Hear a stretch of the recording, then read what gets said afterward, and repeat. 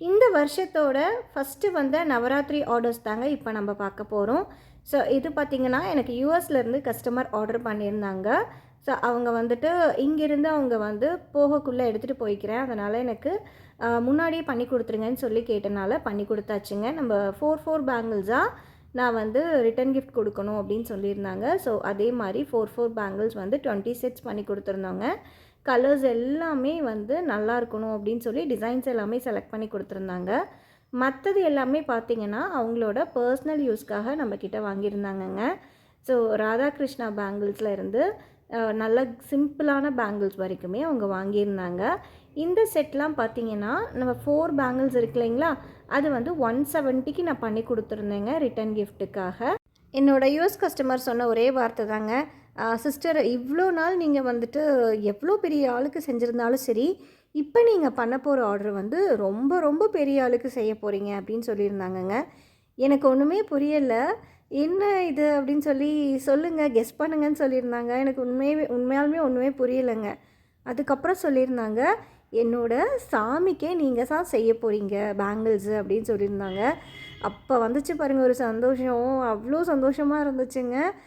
Correct தான் இல்லையா?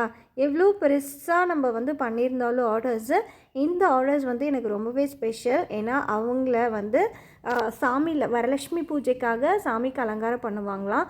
அந்த அலங்காரம் பண்ணக்கூடிய அந்த சாமிக்கு நம்மளோட பேங்கிள்ஸை போட போகிறாங்களாம்.